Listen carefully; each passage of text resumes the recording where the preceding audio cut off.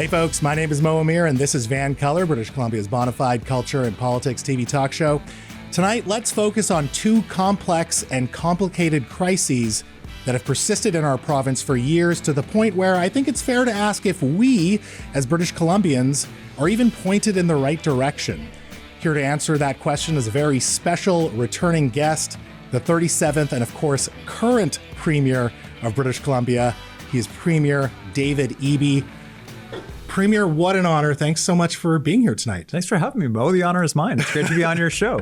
Well, thank you so much. I don't know if you caught the latest issue of Maclean's. Friend of the show, Michelle Cisa, had this wonderful piece, sort of wonderful, but an interesting piece called The End of Home Ownership. And she basically makes the case that unless you're already on the property ladder, unless you have access to generational wealth, home ownership in this country, but particularly in Vancouver and Toronto, is virtually impossible. Do you think she's correct? Well, I think, there's just too many people who are struggling even to find a place to rent, let alone to get into the housing market. And there's a number of reasons for that, including rapidly growing population and the speculation we've seen in our housing market here in Metro Vancouver, and effects of the pandemic of people spreading out across the province and working remotely. There's lots of explanations, but what's not acceptable is the idea that, somebody would have to give up on the idea of home ownership. I was in Singapore recently on a trade mission. Here's a tiny island nation with tens of millions of people.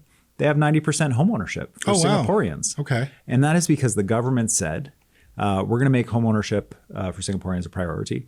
We're setting up a housing authority that's going to build up that housing for Singaporeans.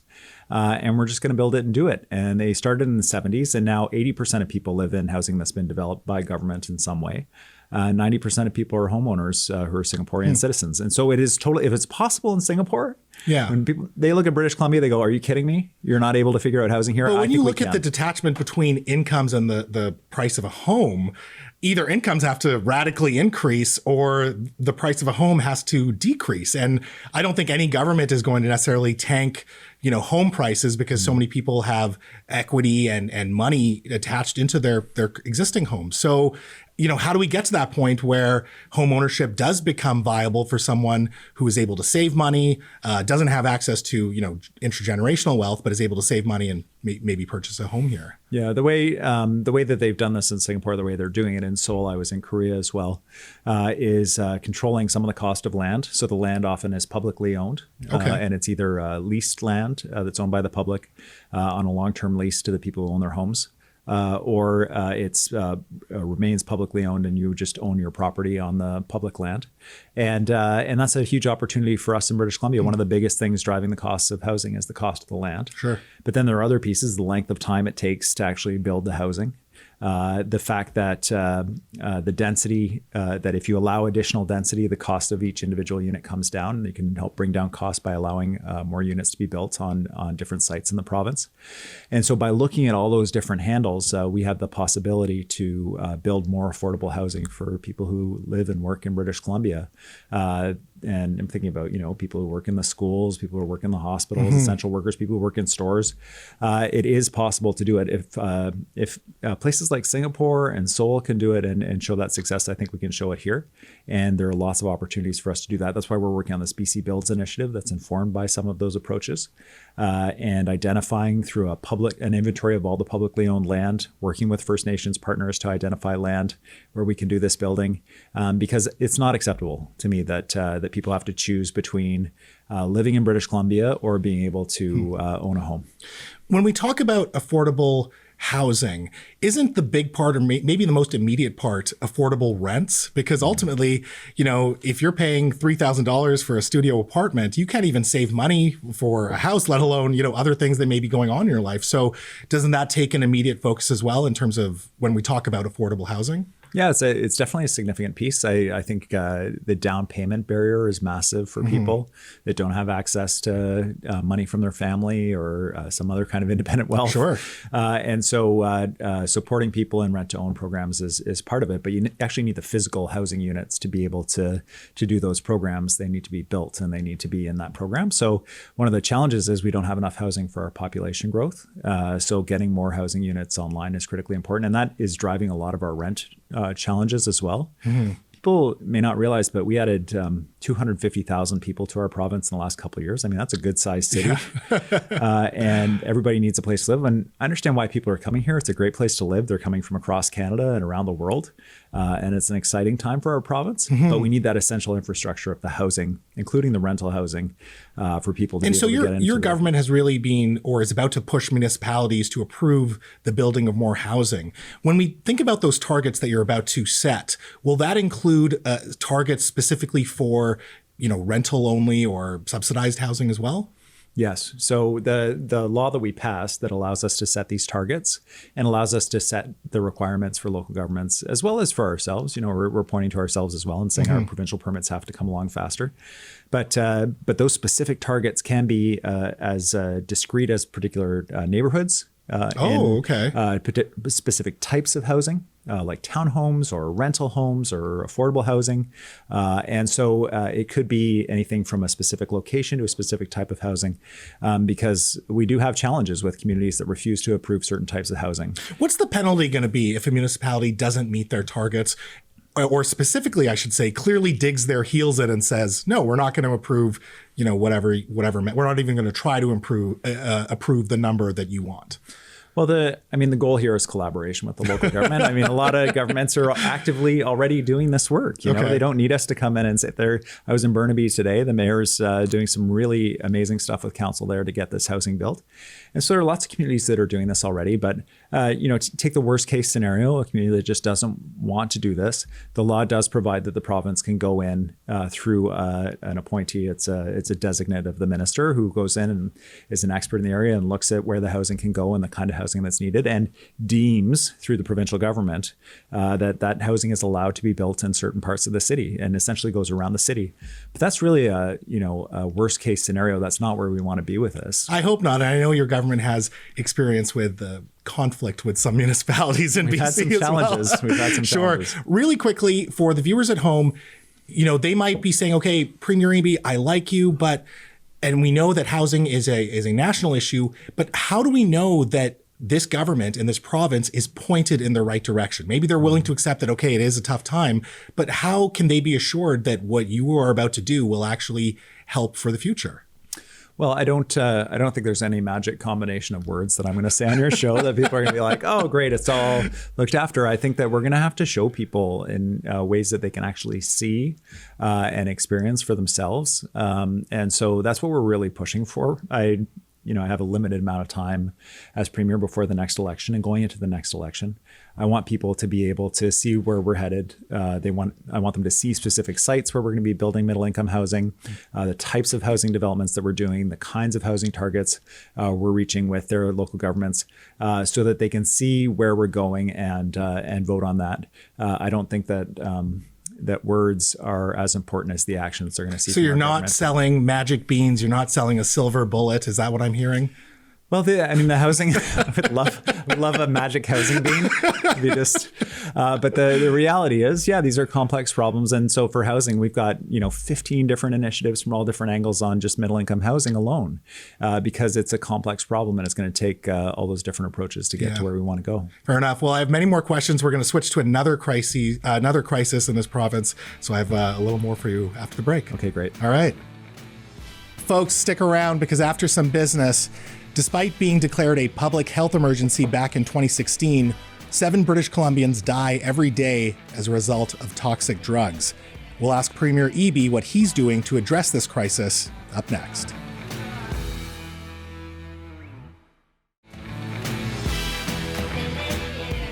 Welcome back to This is VANCOLOUR. We're discussing the direction our province is taking on several crises with our featured honorable guest tonight. He is, of course, the Premier of British Columbia, David Eby, and this conversation is supported by Shelter Point Single Malt Whiskey, distinctly Vancouver Island, uniquely Shelter Point. Premier Eby, you're still here. I'm still here, yeah, okay. Absolutely. A little more serious, 6 to 7 people in British Columbia are dying because of toxic drugs. Last time you were on the program in the podcast extension, you made a very compelling case for involuntary treatment. And you basically said, if there are extreme cases where someone is experiencing multiple overdoses a day, maybe the government should come in and force those folks into treatment. Since then, you've kind of backpedaled a little bit with your stance. And I'm just curious, where do you stand today when it comes to forcing people into treatment for drug addiction or drug use? Well, there's a really specific group I've been speaking about, and it's a profoundly troubling thing where someone overdoses, they're brought to hospital, they're brought back from the brink, and then they leave the hospital to use again with an intense fentanyl craving, and they overdose again, and they're brought back to hospital and do this 2 or 3 times in a day. It's a really challenging issue. My belief is that we can do better than we're doing currently around this group of people. And my suggestion was, well, here's an opportunity for us to look at involuntary treatment for people. What's been raised with me since, I think, is an important consideration, is that the concern that if we do that, people will be reluctant to bring their friends to hospital. They'll be reluctant to bring people for emergency treatment because they'll believe that that will result in the person being detained and held in hospital against their will. And especially young people, we want people who overdose to come to hospital. We don't want them to worry about it. And so it just illustrates the complexity of this issue. So part of our work has been around actually making it faster and more efficient when someone needs that kind of help to get the help they need at hospital. So nurse practitioners now can sign a committal form for somebody that needs involuntary care. Okay. And we have an app for police to send in information to hospital before they get there so that doctors and nurses at the emergency room are ready. And the police don't spend a lot of time trying to explain what's going on in the emergency room. Instead, they're there and everybody knows what's happening before the person arrives. So is the province implementing involuntary treatment right now? Is that what you're saying? Oh, I mean, we have under our Mental Health Act the ability for doctors. It's either 2 doctors or a doctor and a nurse practitioner now, who can require somebody to stay in hospital if they're. And is that being done for people that are having multiple overdoses a day? It can be. Yes, but the what I was looking at was a more systematic approach to that kind of thing, and so rather than a sort of direct approach with physicians and emergency doctors about this, taking that advice about the risk to accessing healthcare for this group that we really want to access healthcare. We're working with St. Paul's on a treatment model where people who show up in an emergency room have the opportunity to go direct from emergency room into detox and into treatment all on the hospital site. Because we lose people at each of those steps. You leave the hospital, go to detox, we lose the person. Right. Leave detox to go to treatment, we lose the person, or there's wait lists. And so that seamless treatment in the hospital, we've been working with Providence Health on that, and I'm really excited about it. We haven't launched it yet, but hopefully soon. And being able to provide that care, and hopefully it'll be a model for the rest of the province as well. So recently, Provincial Health Officer Dr. Bonnie Henry and BC's Chief Coroner Lisa Lapointe talked about this idea of perhaps the government expanding safe supply programs where they're regulating and either selling or distributing safe supply in a similar way to the way cannabis is now legal and sold. Is that something that could happen under Premier David Eby? Yeah, Dr. Henry was clear that we're not there as a province, and certainly I agree with her on that. When you say not there, does that mean the public palate is not there, or what do you mean by not there? Well, I think what we want to see is we've taken some pretty aggressive moves on trying to get between predatory drug dealers and the toxic drug supply and people struggling with addiction. We're the first province in Canada to decriminalize possession of small amounts of drugs. We do have our Safer Supply initiative to give physicians and nurse practitioners the chance to prescribe opioids to people struggling with opioid use disorder so that they don't have to use drugs off the street to give them a chance to stay alive. And these are significant initiatives, and we want to know that we're on the right track, that it's having the results that we want to see before we even begin the conversation about expanding it. And so there's a lot of research work, there's a lot of effort going into providing us with the facts that we need to know if we're going in the right direction on this. And there's a lot of politicization around this, and keep trying to bring people back to our goal here, which is to keep people alive and give them a chance to get into treatment. And if this initiative is working in that direction, if the efforts that we've made to date are working in that direction, then we can have those discussions about what do the next steps look like. But if it's not producing the results that we want, then we have to try different approaches. This review of safe supply, there are some critics that are saying that you're falling into claims made by National Post op-ed writers, by the Conservative Party of Canada, by BC United, saying that safe supply is actually killing people or that it's leading to more addiction, particularly amongst young folks. Is there any truth to that this new review of safe supply is because of different pressures from political groups? Well, the Safe Supply Initiative was informed very strongly by the pandemic realities that we were facing during that crisis. And so it's totally appropriate for Dr. Henry and her team and to work with frontline physicians to make sure that we're achieving our goals and that the program is matching what the need is. I have, as Premier, a huge amount of confidence in frontline practitioners around addiction medicine, Dr. Henry and her team, to point us in the right direction on this and ensure we're making fact-based decisions. Mm-hmm. My commitment to British Columbians and to people struggling with addiction and all the people who have lost loved ones as a result of this crisis is that our government will resist this pressure to politicize this and to look to the facts, look to the research and the information to help us make good decisions. That's how we battled COVID. And that's how we'll be successful on this as well. Really quickly, and I know maybe it won't be a quick answer, but what have you done differently since becoming Premier on this file when it comes to the drug toxicity deaths? I would say that the biggest, it's not a change, but it's a addition, I guess, to what we were already doing, was the $1 billion that we put in the budget around treatment. I strongly believe that the reason for the Safe Supply Initiative, the reason for the harm reduction initiatives that we're doing is to get people the opportunity to get into treatment and rebuild their lives. And is that money already being spent right now, or is it just being announced and we're kind of waiting for it to roll out? Some of it's being deployed right now. Okay. Some of it's related to this initiative I was talking about with Providence and St. Paul's. And so that's all happening right now. And the way the budget works is it'll happen over the year with the health authorities. Sure. It'll be part of their mandate letters and so on. But that effort around safe supply, harm reduction, and so on is to give people a chance to get into recovery, rebuild their lives. And housing that we were talking about is part of that as well. Okay. Complex care housing, supportive housing, and recovery communities. And the expansion of this work, I think, is vitally important as well. I'm certainly glad that you're connecting the cost of rent to this crisis as well, because I think that they are related. Yeah, absolutely. Premier, I got a couple more minutes with you right after the break. Okay. All right. Folks, we're not done with the Premier just yet, but we are going to switch things up and get his opinion on artificial intelligence up next.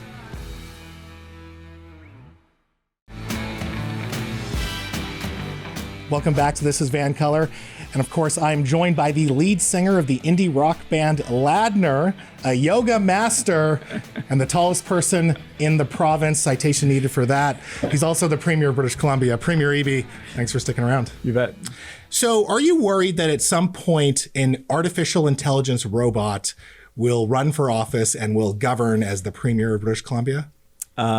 I know that a lot of British Columbians would reasonably believe that political speeches were written by ChatGPT because they all seem to have the same kind of vibe. But I'm not particularly worried about that. Okay. I actually, viewers may not know, but BC is on the leading edge of a lot of machine learning and AI work that's happening right now. I was at a company called Accelera. And their drug development pipeline depends on a computer that can look at the immune response of a white blood cell. Oh, wow. And classify it as one that's interesting for drug development or not. And it looks at like 2 million cells to be able to do this work to develop the drugs. And they developed COVID drugs using this. They're going to develop cancer therapies doing this. Huh. And Trulio is another company in British Columbia. They do anti-money laundering work using machine learning, artificial intelligence. And so BC companies are really using this to make our lives better. So you're 100% in on AI. You're ready to go. I'm in on aspects of it, but it's not without caution, Mo. There are things we need to be alert to as governments, like when we trust big tech to do this without any guidelines or guardrails. We see what happens with social media and other pieces just disinformation, hate, impacts on young people. With AI, concerns about privacy, a whole bunch of junk information, disinformation being superpowered. I think it's important for privacy commissioners to look at it, which they are, for the federal government to look at how they protect Canadians from the excesses of this. But it's also important for British Columbians to see that we're going to see some big economic advantages as a province. So one of the big fears, though, is the economic disruption that AI might cause in a very short period of time, where it will displace, workers in certain sectors of the economy. If you were in charge if that's going to happen, would you do your best to maybe set restrictions, or are you in the camp that says, the technology will figure it out and new industries will be created for people to go? Well, let me give you an example. So I come from the legal profession, and I think that law is one of those professions that's going to see a lot of shake-up from this. So typically an article student, this is an apprentice lawyer, will have to go through big boxes of documents searching for key phrases that might be relevant to litigation. This is something that a large machine learning computer could do from scans of those documents. That frees up the article student from doing that. We're right now in our court system using machine learning to read hand-completed court documents, to type them up and to identify errors that free up registry staff to work on other things, reducing backlogs in our courts. You could argue that somebody should be doing that job, which is fine, but we have a big problem hiring people to do that work. Sure. Yeah. And so it provides increased efficiency in our court system, reduces backlogs, and takes away a task from registry staff that they don't want to do. They don't want to type up handwritten forms that they're getting at the registry. And so, it is complicated and it's a challenge. But in BC, our big challenge right now is finding people to fill some of these menial jobs that people don't want to do, that machine learning may be able to address. Right. So you're not worried at all about the... Oh, well, our government... I just want to get to that. Well, our government is literally putting $500 million into training initiatives for British Columbians so that they can be ready for the jobs of the future. Oh, cool. And so if they're facing a challenge around getting employment because of ChatGPT or whatever, that there's training available for jobs that are desperate for people and the skills that British Columbians can bring to the job. Cool. Premier, this was a pleasure. I always love chatting with you. Thank you so much for your time tonight. Thanks, Mo. Thanks for having me. Absolutely. Folks, what a show with one of my favorite people to chat with. He is the Premier of British Columbia, David Eby. And that's it for tonight. But next week, we're going to have the Premier's opposition, BC United leader Kevin Falcon, and BC Greens leader Sonia Furstenau together in studio. I don't know if they're going to debate or if they're going to tag team and beat up on the Premier, but I promise you, it will be the first of its kind political interview in BC. And we do things differently here, so anything can happen. For now, though, this is VANCOLOUR, and I'm Mo Amir telling you that in a province where you can be anything, be colorful. Peace.